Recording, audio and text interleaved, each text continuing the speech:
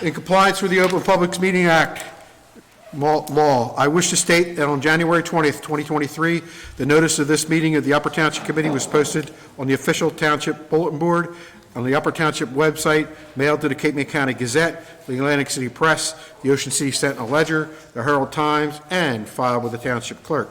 Tonight's meeting is being video recorded up until the closed session portion of this meeting and will be available on the Upper Township website. I hereby direct that this announcement be made part of the minutes of this meeting. Please rise for the flag salute.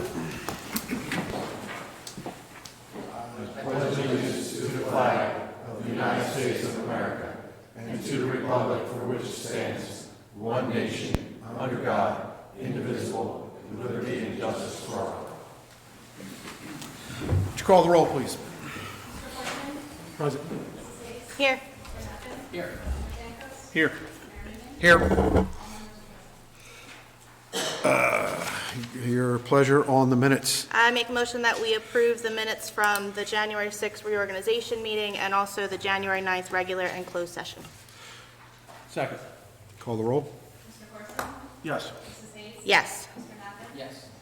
Yes. Yes. Victor, what do you have for us tonight? I have some information on our rabies clinic.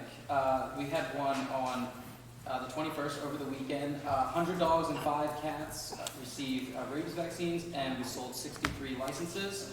Our second of 2 is coming up Saturday, February 25th, 1 to 3 p.m.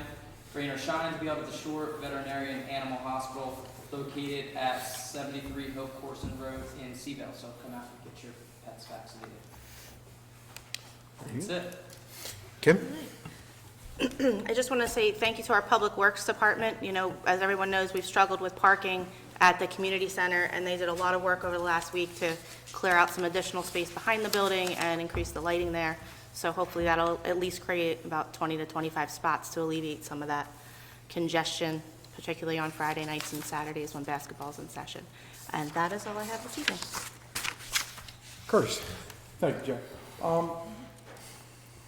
We've had people ask questions before at meetings, and maybe, I've been thinking about it a lot, maybe one of the solutions, if somebody asks a question at a meeting, maybe we could, instead of continue it at the next meeting if we can't answer the question, and do it under unfinished business. I don't know, it was a thought. That's probably a pretty good idea. Yep. I don't know what, I think some of that way we can get the facts and just to the question, and because there seems to be a lot of concern, people were concerned with answering them in email, well, the question's asked in public, they'd like it answered in public. Maybe that would be the simplest and easiest solution. okay, we can do that. That's all I have. Mr. Pankos? Nothing tonight, Mr. Mayor. Yeah. And I have nothing for tonight other than Florida was warm and sunny. I got off the plane last night and it was not. It was cold and wet. So let's go to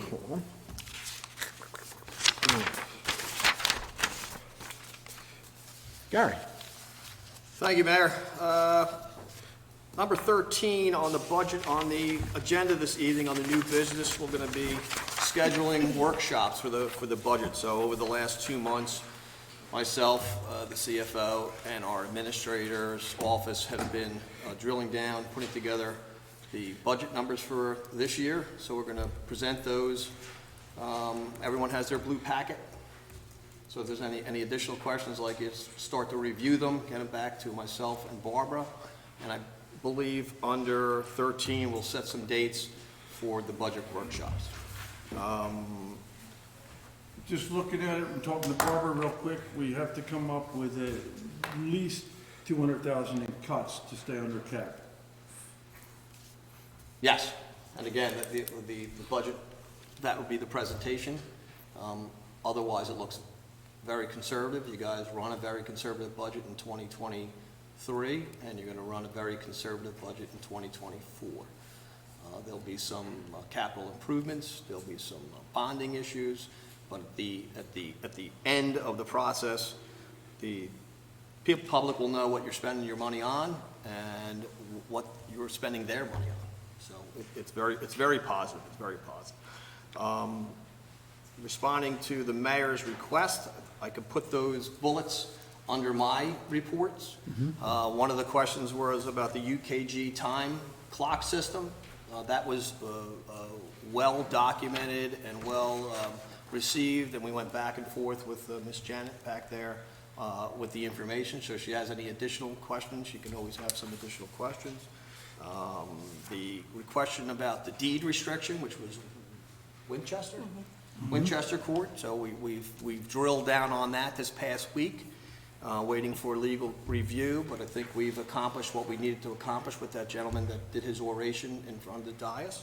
And the other one was about the relationship between the community benefit from the power station and Mrs. Chelsea. That was also responded to, and you know, whatever she felt she asked, I believe we answered it to her. So that does work very well. Those are the last three questions up at the dais that was responded. I think maybe what Curtis is saying, and I'm not trying to put words in your mouth, Kurt, but if when we do that, that you actually, like, you report on it. Or you report it on the, we're drilling down on it, but once the answers get there, it's, okay, these are the answers, and put them out there publicly. We can do that, and I can And kind say- of fit that into whatever Yes. profile you want to fit We that might have to into. ask, we might have to say, okay, this was the question, this is the answer. Right, yes, Yeah. say, this is the question, Well, somebody some of the asked. questions weren't that simple, so some Yeah, of the emails, I I agree. believe I've CC'd the I know, board I mean, relative to I think responses. Like the question about the guy Square footage, yeah. with the square footage of the house and all that, I don't think that's something that We're prepared to answer. we're prepared to answer, but I don't think that kind of question necessarily needs to be answered in public, because it was addressed. Yeah, Then That's it true. becomes what questions you want me to respond to and what questions you don't want to respond to. So you'll let me, I'll continue to forward the emails to the board, and then Yeah. you let me know how I can. Well, I think if somebody asks a question and we don't know the answer, we either get back to them, or, but some of the questions were asked, people actually want the response in public. I mean, like the Well, guy with the, If they come up to the dais, and if they want me to read the response to the email, I'll read the response to the email on the record if they give me permission to read my response to the email. But it's whatever whatever the vision you have for the transparency, and again, we continue to try to open it up further. We try to, myself and council are working on a policy internally on releasing the ordinances and the resolutions pending the agenda release. So all these things are a work in process, Mayor. thank you. The other thing I have is it might be just a little piece of housekeeping for you, but I asked Mayor if that firefighter or EMT, Lean Home, can attend a function on city time relative to representing the township. Yes, as it is an official function, I don't think we need to Okay, Chief? discuss it further. That's all I have. Thank you. Joanne?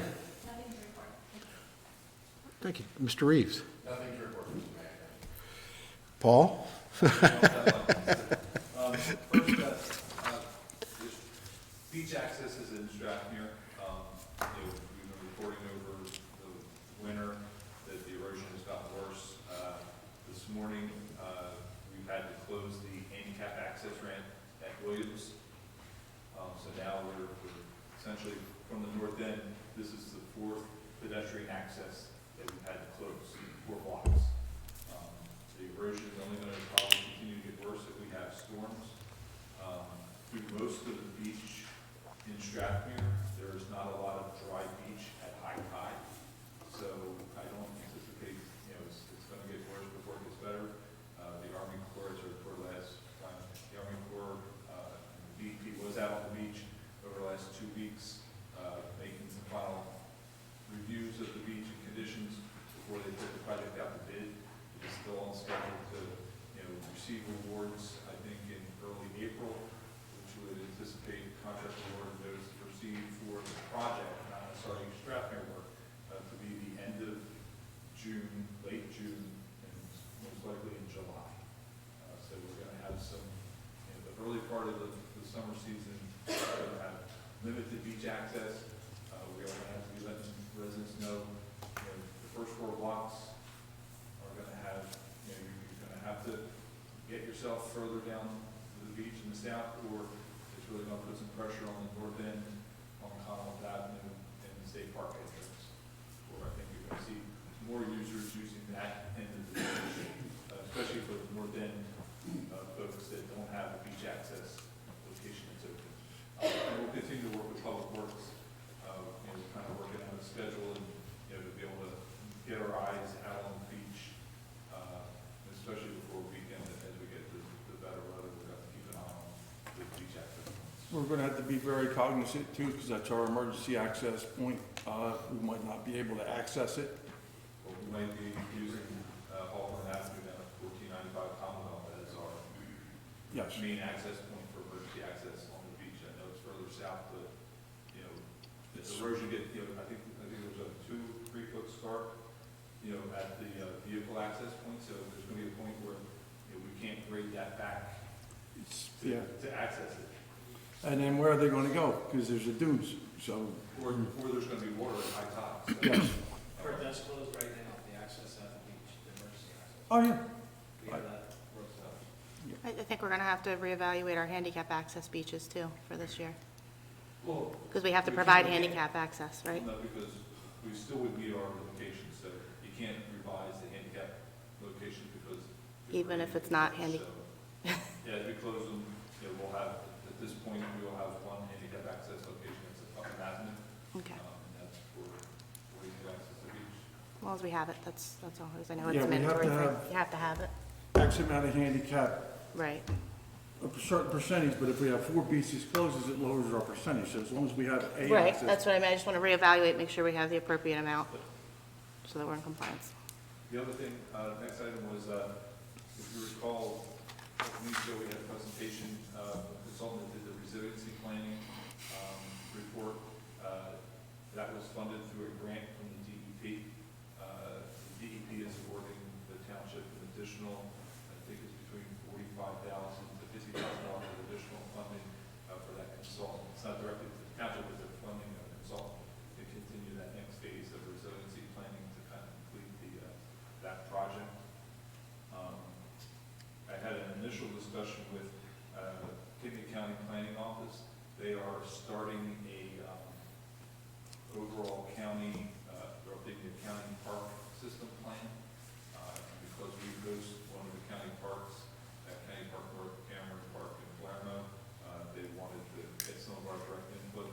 So I was going to be putting some information out on our website, Facebook, garner some information and public input on what amenities or what other features would be appropriate to add to Cameron Park. I mean, it's, out of the 3 park locations, I'll say that's probably the lowest intensity county park that they have operating, but it's still something that, it's a beautiful park. If you haven't visited that park, it's a great asset for the township to have. Passive trails and walking. I don't think it should be, my personal opinion, is it shouldn't be anything but what it is.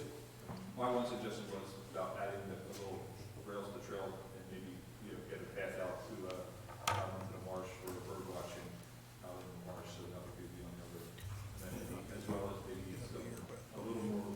Advertising. Restaurant facility. I'm not gonna say that.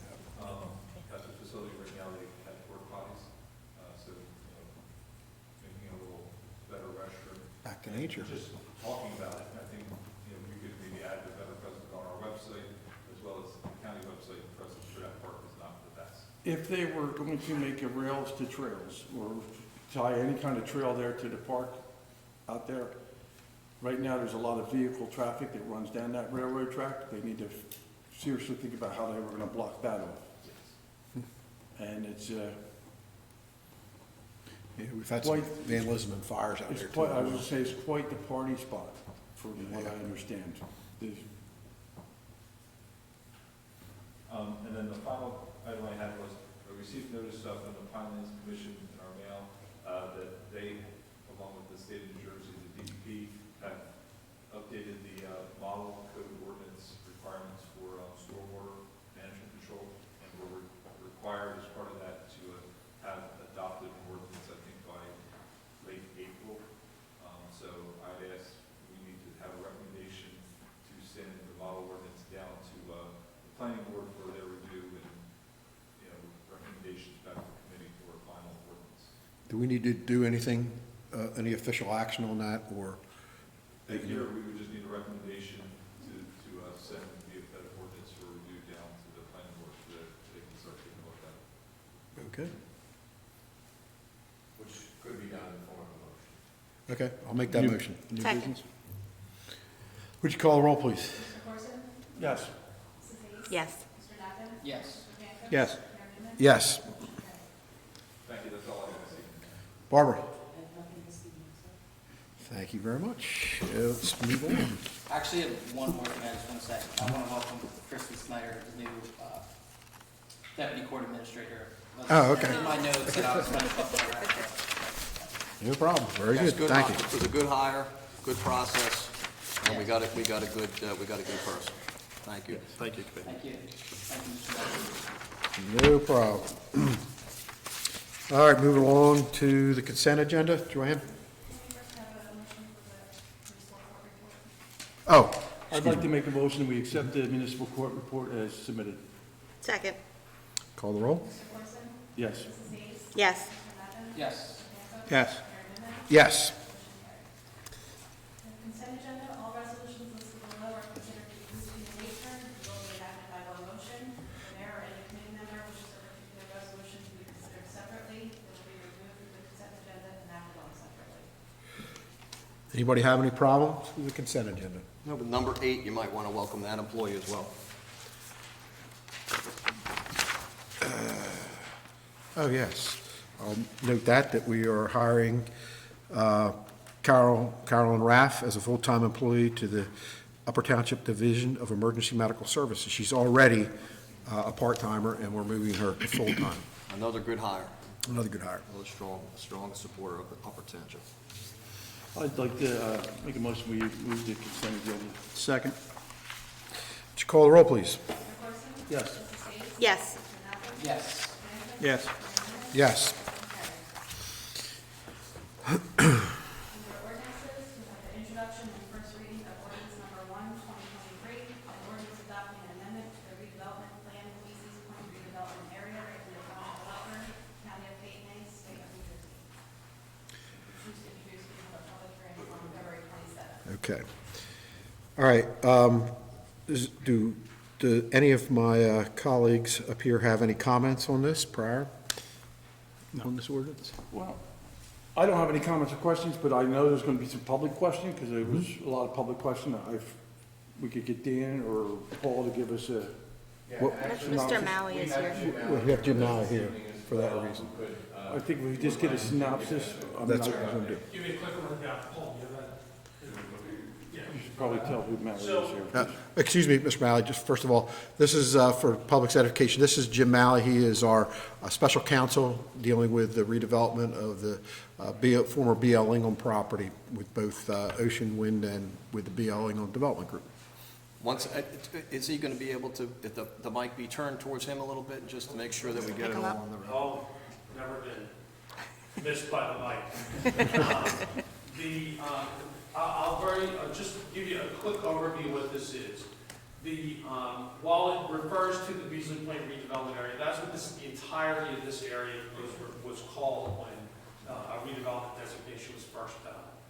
This plan puts together some zoning standards for one specific part of that area, which is on the screens here. It's highlighted in red. It is what I learned is locally referred to as the coal pile. And so that area is where an electrical substation, we've been working with the engineers at PSE&G on an electrical substation at that property, have come up with a set of zoning standards that would govern that area. We've been addressing things like buffering from what might be a potential development of the rest of the site, making sure that the electrical lines will be underground as they're approaching that site, and taking other steps to try from a zoning perspective, this is purely from a zoning perspective, about setting up parameters and some rules about how this property would be developed. This plan only addresses that area. The underlying zoning with respect to development of the entirety of that site is with a different, it stays in place.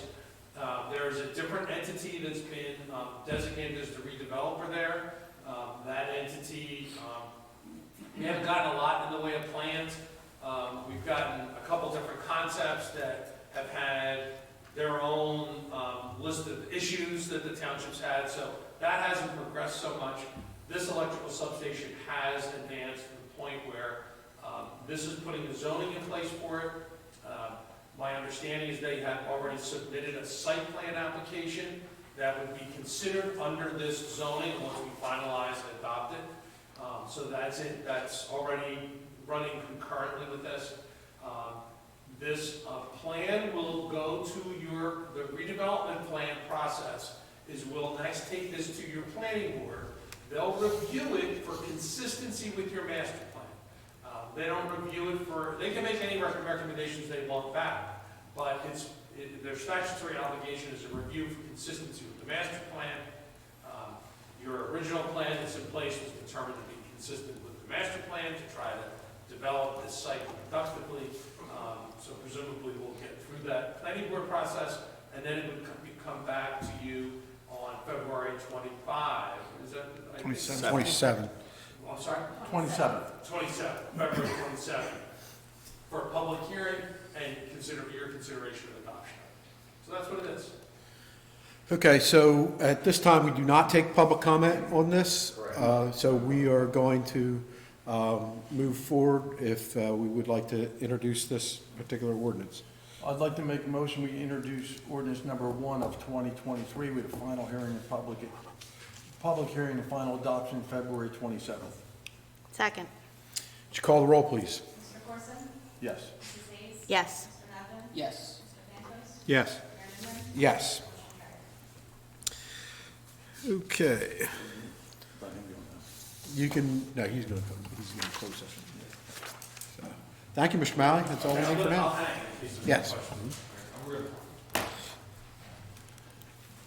new business, we have the schedule for budget workshops. Well, we have our next, being in charge of revenue finance, if you don't- Yeah. we have our next meetings, it was the 13th and the 27th. We have a 6 PM meeting, and obviously the 27th is a 4:30 meeting. Yes. I think we should do it either before the meeting on maybe the 13th or after the meeting on the 27th. I think it's something we could probably trudge through. If we started I think we could probably get through it in one meeting if we wanted to try to do it before on the 13th, and then if we have a little bit more to hit, we can do it after on the 13th too, and try to get it knocked out all at once. I'm going to ask everybody if you have an opportunity. Like I have a meeting set up with Leon sometime in the afternoon I think I'm meeting with Leon on the 8th on the afternoon. Yes, so what I'm doing is scheduling all 5 of you with a sit-down with Barbara and Leon and myself. Yeah. And then we'll drill down to the basics But on. we can only have 2 people in a meeting with Leon, so I know you work in the morning, Vic, if you want to try to piggyback on my meeting, the 8th, I think it is. I think That can I'm work. trying to do 3 or 3:30 in the afternoon, but Leon is going to be, he's willing to meet with us 2-on-2. So, I don't know, obviously you work in Ocean City, so you're pretty flexible. I'll make it work. Yeah, I can be pretty flexible. I'm very flexible. But I'd like to get all those meetings done by the 13th. Well, we have to. We can have a meeting on the 13th, and like the mayor says, if there's any need to follow up, that we can set for the 27th as Yeah. well. So what time are we thinking on the 13th? An hour before? Hour and a half? What do you think you need? You're published already, your established schedule is, you can have a workshop starting an hour before the meeting. You can always publish for a special meeting, it starts even earlier than that. Why don't we just keep it But an will be hour? on the same Yeah. day. Yeah, well, if we shoot for 3:30 or for the workshop, and, you know, I think the 13th. The 13th is is 6:30. So it's a 6:30. 5:30? It's a 6:30 regular meeting, so I think works. it Yes. should start at 5:30. Yes. Okay. yes, that's right. That works. Yep. So, yeah, we'll shoot for the, if we shoot for the 5:30, and then if we have to, if we think we can knock it out that night, we'll do it again. If not, we'll shoot for the 3:30, so. Is everybody all right with that? All right. So if I could just, so February 13th at 5:30, and then if needed, we'll do After the meeting. 27th at 3:30? Yes. But we might push to 3:30 or 5:30, we might come back in after, if our agenda's light and we can get done and we're close, we can work it out and try to get it done that night. Okay. But, you know, whatever, I mean, And just to be clear, that is a public meeting open to the public. yes. It will, of course, we'll do the regular sunshine law announcement, but the public is welcome at that. And traditionally, we have taken questions traditionally. I mean, we do our workshop and we work through it, and if anybody in the public, we traditionally have addressed questions. I don't, I think we've addressed questions in public comment, I don't think we've addressed them On after. the workshop. okay. Okay. Okey-doke. Go ahead, Joanne. 14, we have the draft ordinance amending chapters 3 and 10 of the Code of Upper Township. Mr. Reeves. I'm going to address the technical matter. So, as you may recall, we have been working on an ordinance to amend Chapter 3 at the end of 2022. It was in need of further refinement for adoption, and we just didn't have enough time left in that legislative session, we'll say, to do so. So we anticipate we'll be reintroducing that ordinance with some changes this year. However, in the meantime, has been discovered or realized that there's, I won't call it a conflict even, but Chapter 3 says you may not do these activities during these certain times. And Chapter 10 says you may not do these activities on certain days of the week. And so they each are phrased in the negative such that they're not necessarily conflicting, but they don't necessarily jive either. So when you compare the two, Chapter 10 actually prohibits all demolition work on Saturdays and Sundays, period. And also prohibits pile driving on Saturdays and Sundays entirely. And has a schedule for Monday through Friday for different areas. Whereas Chapter 3, which is much more focused on the noise ordinance, does permit some demolition work, or would otherwise permit some demolition work to occur on Saturdays and Sundays, but for Chapter 10. So when you read them both, you might say, well, this one seems to say I can do it that day, and that one says I can't. So what we need guidance from the committee on is effectively, do we want to prohibit all demolition work of any kind on Saturdays and Sundays, or do we want to focus on the noise ordinance that we've been currently recently drafting that has a little bit more custom-tailored timeframes based on time of year, based on what zone it's occurring in, and based on time of day? Well, the demolition, I think that, and pile driving ordinance, that's been on the books for years. It's a relatively new ordinance, I'm gonna say, years, yeah, probably 5 or 6, but not, it's still Yes. relatively new. And when that That was was adopted really, in 2018. Oh, okay. Yeah, when fine. that was introduced, it was really geared towards the Strathmere section of the township, where obviously on the mainland, you're not doing much pile driving on the mainland. So it was more geared towards trying to prohibit that heavier noise activity where the lot sizes are much smaller and that conflict between, just being in your house and having that activity happen. So that's kind of the issue of Chapter 10, but, Well, the new ordinance we put in about the noise, that was primarily focused on landscapers. Yes. Well, it was actually 2 different sections. It was for landscaping and contracting.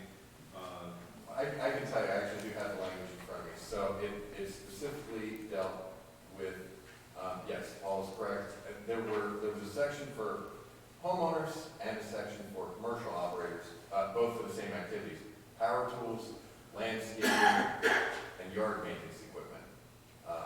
Then there was another section for all construction and demolition activity. And then there was another section for collection of solid waste and recycling.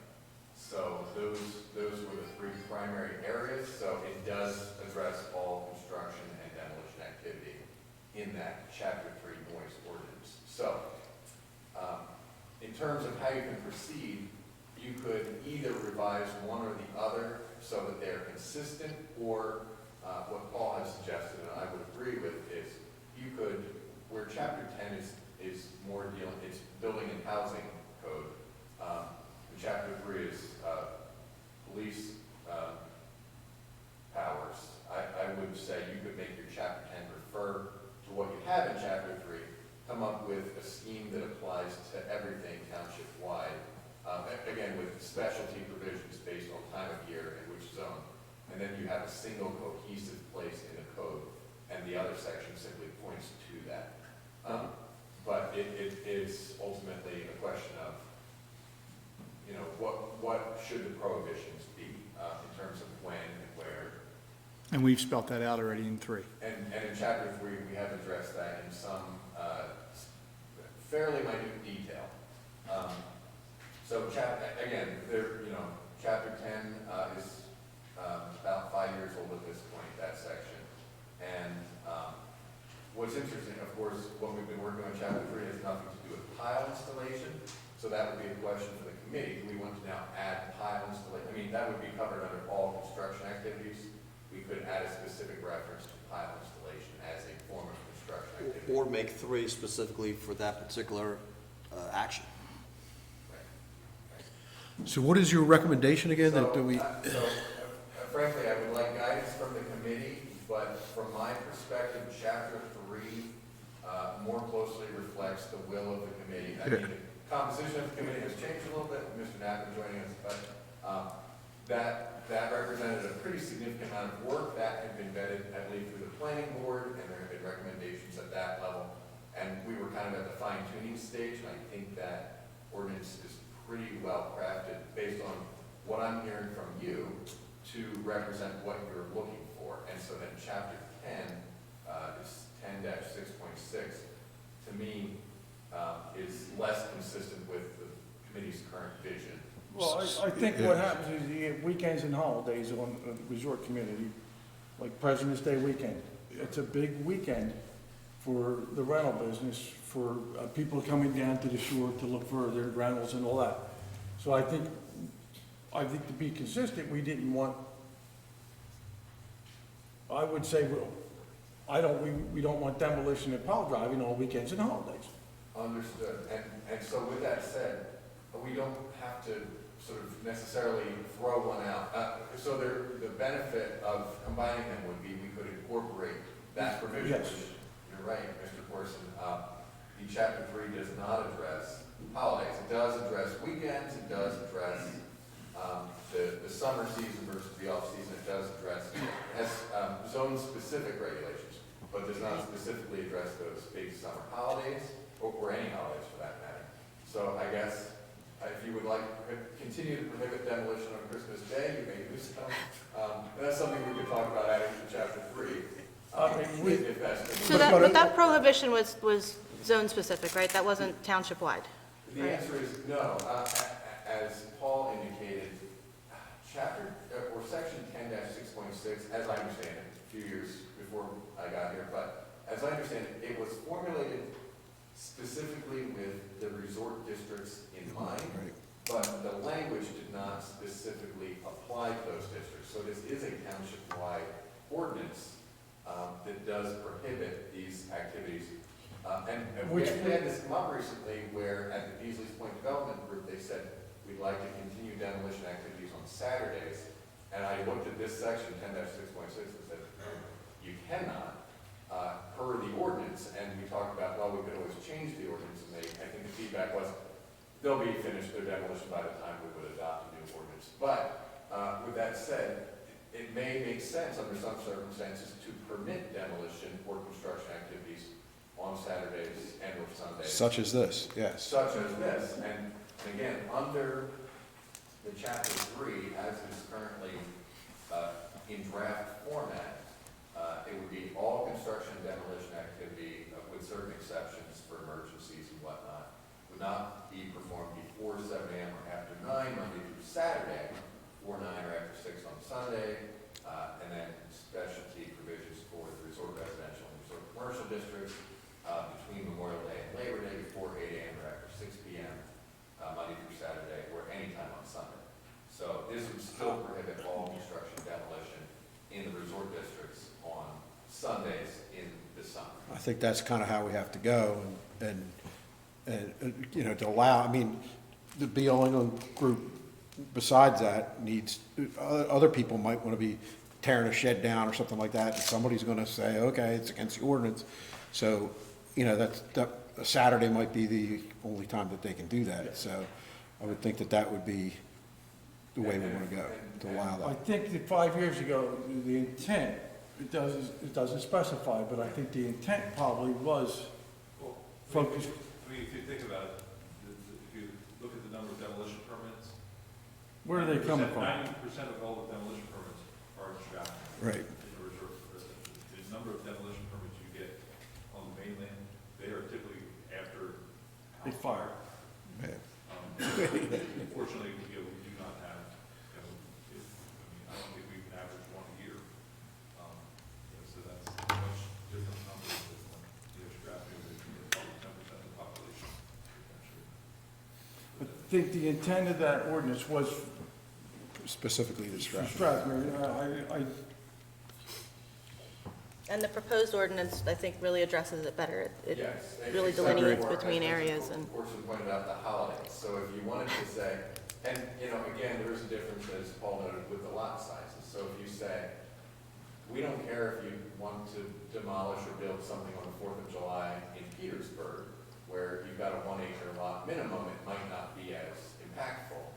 When you're in Stratford and you've got those smaller lots, maybe it is, and maybe you don't want construction activity on the 4th of July. So I think if everybody's in agreement, the direction of the committee is we direct Mr. Reeves to clean that up, to make it applicable to our, So we'll carry over the Yeah. holiday prohibitions specifically to the resort districts. Right.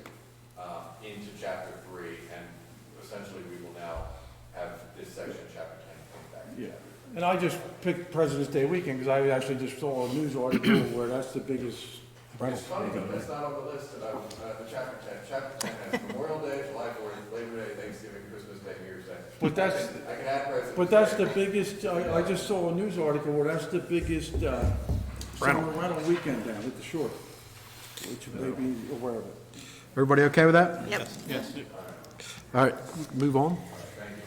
Number 15, we have Heidelberg Materials Northeast LLC requesting extension to the mining license for the mining operations known as Julie's Pit, lot 414, lot 44, in Upper Township, Sand and Gravel, lot 453, lot 4. And before the committee takes action on this, I do have some comments that will apply to both items 15 and 16. So I understand in the past, when there have been occasions where a mine operator was not going to be able to submit a timely application for renewal for various reasons, they would request an extension of their existing license. Having kind of looked at this with fresh eyes and reviewed our code on this subject and reviewed the state statutes on this subject, I don't believe there's a basis to extend the license. However, and I actually had this conversation with Mr. Young as well. Certainly, what I would suggest is if the committee is inclined to authorize continued mining operations, what I would suggest is that we structure as a motion to forbear enforcement of our license section for a certain period of time. So it gets you to the same place, but procedurally, I think it's a little bit different. I did speak with Paul about this, and he's indicated both of these operators who have submitted requests for an extension, which again was the former practice of the township, are making good progress. One of them, I believe, dropped off an application today. Yeah, it was for number 15, Julie's Pit and Upper Township Sand and Gravel. They submitted their planning board applications this afternoon, so they're moving along great. So they're making good progress. Now, frankly, with number 16, Tuckahoe Sand and Gravel, their lawyer sent a letter requesting 180 days. I think that is Too much. Entirely too long. And when I spoke to Paul, I said, how about 60 days? And he said, that might not be quite enough time, but it might be if they really hustle. And I said, my recommendation to the committee would be, let's not give too long of an extension, because I do think, or excuse me, I'm sorry, I don't want to tell you we're not calling it an extension. It's not an extension. Forbearance of enforcement. I think that will just encourage them to continue to take their I time. think we give them, like you said, the 60 days. I think we need to follow it with it may be a 30-day option. Absolutely. So if they come back in 60 Option days to and say, renew. we're close, but we're not there yet, that would be but if they come back and say, we're still not any further than we were 60 days ago, at that point, you might say, we're not going to forbear enforcement, and we are going to require you to get relicensed before you can continue. Also, I can add, this approach, based on some correspondence I had, is going to be more consistent with what the Pinelands Commission likes to see. So they don't really recognize extensions. They prefer that it be structured as a retroactive approval, the date when the previous license expired. So I think this approach does make good sense. And again, it gets, you're not coming down too hard. You're going to permit people to continue operating while they complete the application. Paul, what has been their history? Cooperation, yes or no? We've always had good cooperation. This is the first time for either of these applications that they've been in this kind of position. Okay, folks, do we need that by a motion? Yes, so Please. the motion to forbear enforcement of the mining license requirement for 60 days and it's two separate agenda items, but yes, that would be the form of the motion. I'll make that in the form of a motion as stated by Mr. Reeves. Second. Would you call the roll, please? Mr. Corson? Yes. Mrs. Hayes? Yes. Mr. Mapman? Yes. Mr. Pankos? Yes. Mayor Newman? Yes. Motion carries. And on number 16 as well? Yeah, Somebody- yes. same. Second. Form of the motion of the exact same statement Second. as the previous Would you one. call the roll for number 16, please? Mr. Corson? Yes. Mrs. Hayes? Yes. Mr. Mapman? Yes. Yes. Mayor Newman? Yes. Okay, pleasure on the bills. I hereby move that all claims submitted for payment at this meeting be approved and then incorporated into the minutes of the meeting. Second. Mr. Corson? Yes. Mrs. Hayes? Yes. Mr. Mapman? Yes. Mr. Pankos? Yes. Mayor Newman? Yes. Motion carries. Okay, we'll now open it up to the public. Would anybody from the public like to speak? Mayor, if I could just Oh. interject real quick, if you don't mind. We had some comments on Facebook from the public regarding the audio from the public speaking. And I guess I just would ask and remind them to speak directly into the mic, and if you have to be a little closer, you might want to. The audio comes up, but it's just a little bit lower volume than some of these other mics. I've tried to adjust the volume on the settings, but I just wanted to make sure that all the public speakers know, speak directly into the mic. And I think a lot of times if you move your away from the mic and looking to other people in the public or something like that, the volume can go down a little bit. So just sorry to interrupt that, but Okay, thank you. Go ahead, sir. My name is Bob Uria. Excuse me if I sound emotional. I always speak from the heart, and I always seem to get in trouble for it. God help us all. I would like to begin by shedding some light on the school board debacle. I was elected in CL City and served as a certified member, vice president, and eventually president. The voters elect school board members. They are a complete separate entity from the township committee. I will give you a brief scenario of how the school board will proceed. The school already hired an interim superintendent. Until a new superintendent is found, the salary is usually paid per day and is a year-round position. The search for a new super should not be rushed. The process will take at least 6 months to more than a year. When the new super is hired, we will have to pay their salary, benefits, and pensions on top of the $300,000 salary payout to the outgoing super. Add in his pension and health benefit tax payout, and the final cost of taxpayers will be almost $650,000. The School Board Association should have always stepped in to defuse the situation.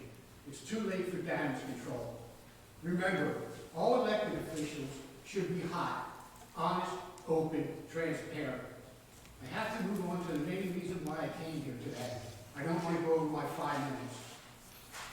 In 2022, one woman and a good old boy sat in the back room making bad decisions that affected all of our lives. They started off with a shocking 15% tax increase. Next, they illegally hired an unqualified person for one of the highest positions in the township. He has been a complete train wreck. Then this holiday season with high inflation and a 15% heart-stopping tax increase, we were home pinching pennies. Our powers that be, instead of putting a freeze on salaries, we're doling out raises like flowing water. Finally, at the disorganization meeting, egos reared their ugly heads. In front of the entire community and county dignitaries, Mr. Corson was publicly humiliated and crucified. All of you are guilty with the mess you have created. However, we are holding out hope for the new kid on the block. The stranglehold that the good old boys have put on the township is choking the life out of us. We the voters have to stop the madness. How can there be stability or unison if you change the mayor after 1 year? Backroom politics have to end. It is time to change our archaic, chaotic, one-sided form of government. A mayor and a new 5-member non-bipartisan committee elected by the voters. It would run more efficiently, has a better system of checks and balances, and is definitely more transparent. Both Seattle and Avalon have changed their antiquated governments and are now thriving communities. Township committee, in a good faith effort and wanting what is best for the community, can initiate the change by placing the question on the ballot for the next election. It does not mean you are for or against the change. It simply shows you are open to electing the voters to decide for themselves. We agree. It is time to take things in a new direction. If our elected officials refuse to be open and transparent, we are committed to starting a grassroots movement to bringing us out of the dark and get the question on the ballot. This summer, an editorial I wrote to the Herald that appeared online was a precursor to the article in today's press. I called it something fishy at the old B&L England. Two of the questions I asked were, since being designated as an area in need of redevelopment, are the owners receiving a tax break? How much of the property will be sold at an undisclosed price to Ørsted for the sub-electric station once the offshore windmills are installed? I ended by saying the answers, like some fish, are three-eyed, flying, and very slippery. Something definitely stinks. The owners now say they're ahead of schedule. Why? They need to be ready for Ørsted. We, the taxpayers, are left holding the bag again. Inquiring minds want to know, because of your shortcomings, how much of an increase can we expect on our 2023 property taxes? It's a safe bet that if you are not stopped, you will more than double our taxes by 2024. That's only 6 years. I'm not here to debate the issues. I simply came to publicly get answers. We all deserve to know the hot truth. Please enlighten us. Thank you for your comments, sir. Anybody else for the public? Excuse me. Oh, I'm sorry. I thought you were done. Answer any of the questions? I thought you were done. No. Here's the openness, folks.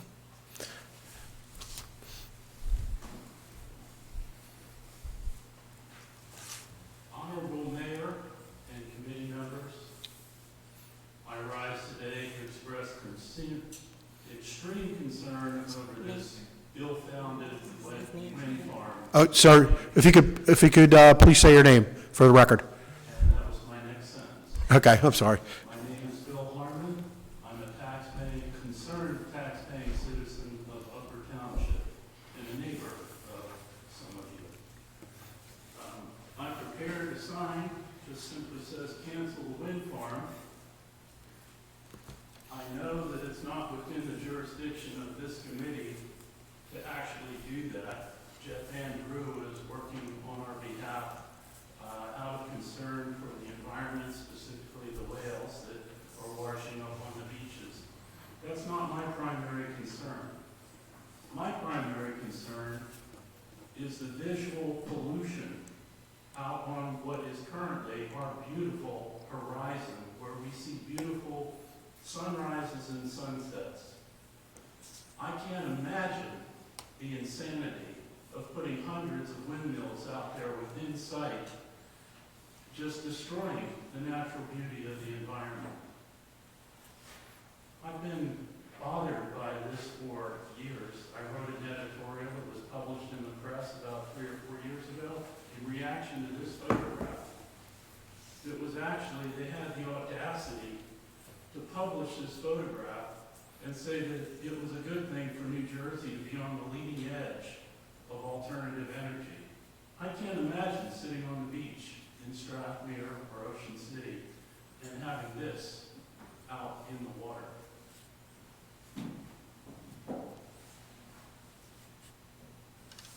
So in closing, I'm just asking the committee to do whatever it can in any small way to deny and fight Ørsted and the construction of this wind farm, most notably terminating any electrical lines on the grounds, the properties of B.L. England, of the former B.L. England, or Upper Township. Thank you. Thank you. Is there anybody else?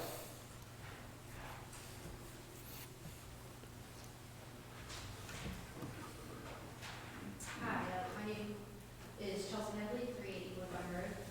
I prepared some comments tonight on a similar topic, but I first wanted to just address what was brought up earlier during the administrator's segment regarding my email answers and back and forth answers with you guys. I give you full permission to do with what you feel is most appropriate with that information. Personally, I don't really want that responsibility to share it with the public, but I would encourage you guys to do whatever you submit with that. So, Thank you. So I am here again tonight after learning of the amendment to be introduced on the redevelopment plan for the former B.L. England site. To the committee, I hope you may have had some time on your own to read through my questions and information previously provided on this subject after the November 28th meeting. I hope that once this redevelopment plan is published, it may answer some questions in the future of the B.L. England site. There have been many updates in the offshore wind world in recent weeks as opposition continues to build against these projects. This includes calls from local, state, and federal representatives to halt all offshore wind development activity until further investigations into the environmental and economic damage these projects have the potential to cause. I have been in contact with officials from many of our neighboring municipalities, as well as Congressman Van Drew's office on this matter. All have been supportive of further investigation into the huge data and information gaps on the effects these projects will have on the environment, economy, and the future of the New Jersey coastline as we know it. In my opinion, any considerations for an amendment that approves a substation or cable construction in Upper Township are premature for the following reasons. Bowen has not yet issued a final environmental impact statement on Ocean Wind 1. NJDP has not yet issued any land use determinations on CAFRA, flood hazard area, waterfront development, or coastal wetlands permit applications. Specific, unfinished, incomplete, or disputed approvals and studies for the project exist at the federal, state, and local levels. And given the uncertainty around the higher levels of permitting and review, how could Upper Township even be in the position to consider plans for redevelopment of the B.L. England site as it pertains to the substation for offshore wind? I implore you to dig deeper into the very real concerns regarding offshore wind development before considering, approving, or proposing any further amendments or resolutions or ordinances that would effectively give the green light on behalf of Upper Township to construct the Ocean Wind 1 project as well as the several other projects in the pipeline behind it. I understand the push for offshore wind development is larger than any of us in this room. I really do. But Upper Township is in a unique position to bring logic and reason to the table, specifically because of the B.L. England facility. We are a shore community that relies on a healthy ocean. Please join the majority of the rest of our neighbors in saying that we don't want to bear the brunt of the damage of the great offshore wind experiment. Thank you for your time and opportunity. Thank you. Is there anybody else from the public?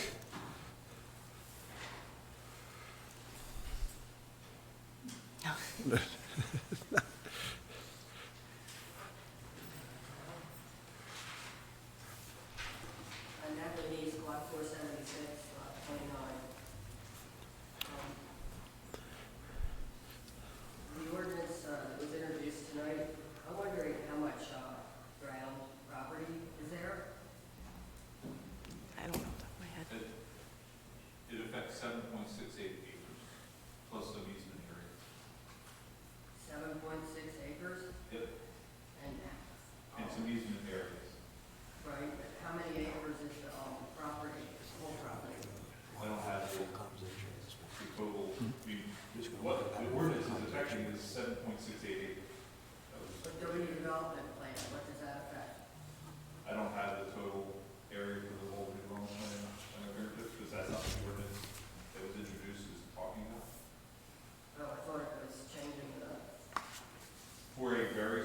portion of that And you redevelopment, don't know how many acres it is? of the whole redevelopment, not. 50?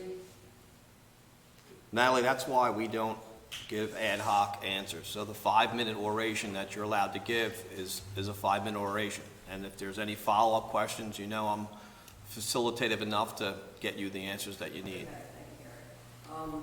I'd like to put on the record my Oprah today, January 23rd, Halpern versus Upper Township, and I have a 2-page Atlantic City Press article, 123, or 121, 23. I'll make The sure- Planners Board has no authority over water. I'll make sure that gets scanned in and given to the, Thank you.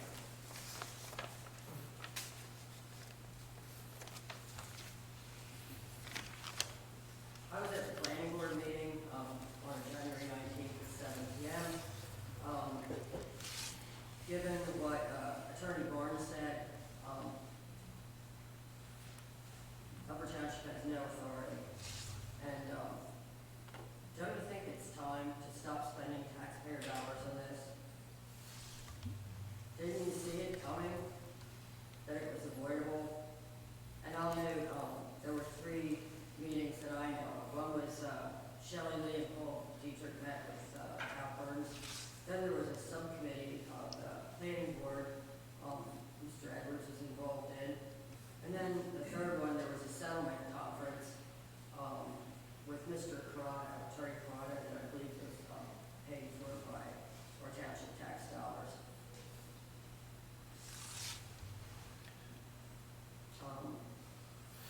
I'd like to know,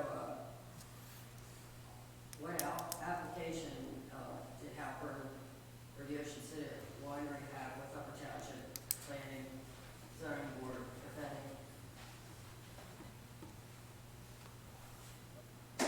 again, that information is not going to be at our fingertips here, but, you know, you come in every day, we speak, you let me know what you requesting, and I will memorialize that in some sort of document if the document's available for release. So then there is an application. There's no application up here between the 5 board members and us. That application may be somewhere, memorialized somewhere, but it's not here this evening, and no one's here able to talk upon it.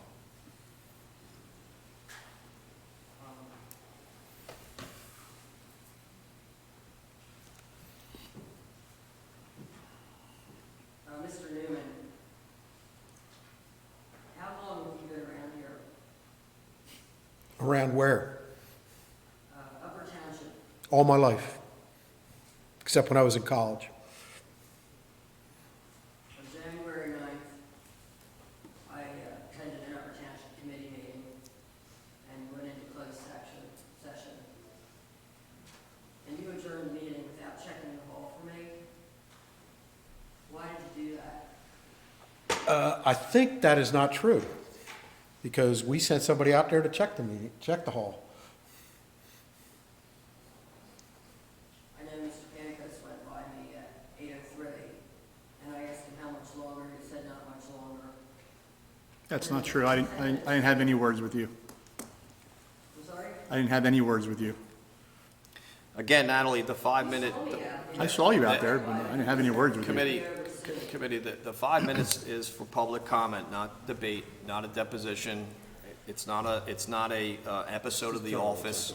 It's for you to explain 5 minutes worth of your expression and for me to follow up on it. If there's something that the committee that did that you felt were disheartened you, I would suggest that you kind of memorialize it in a document and send it to the board, and we'll address it. It needs to be on the public record.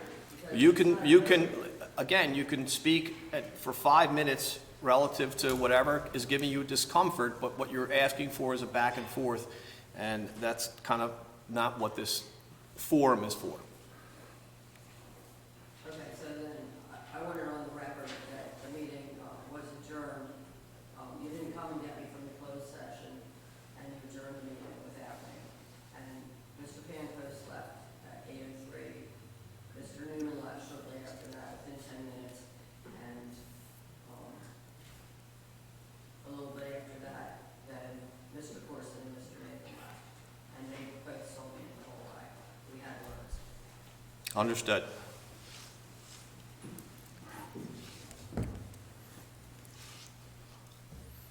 Anybody else?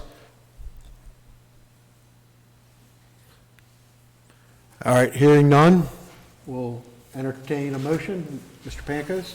I hereby move that a resolution be incorporated into the minutes authorizing the Township Committee to enter into an executive session for the following matters pursuant to the Open Public Meetings Act.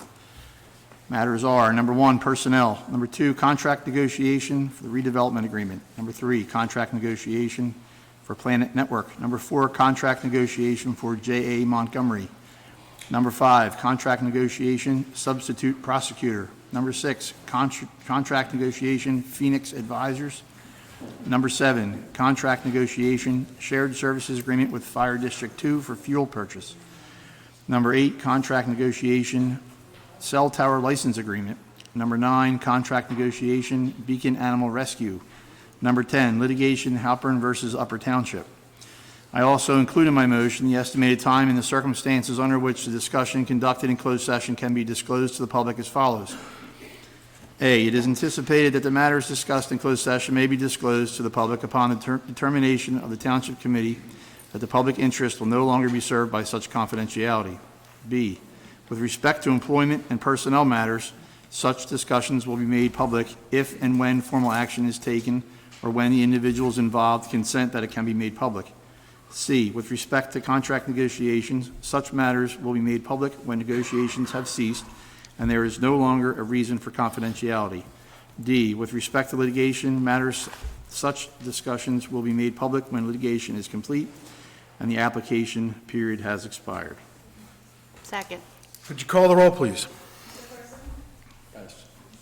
Yes. Yes. Yes. Yes. All right, we'll take 5 minutes.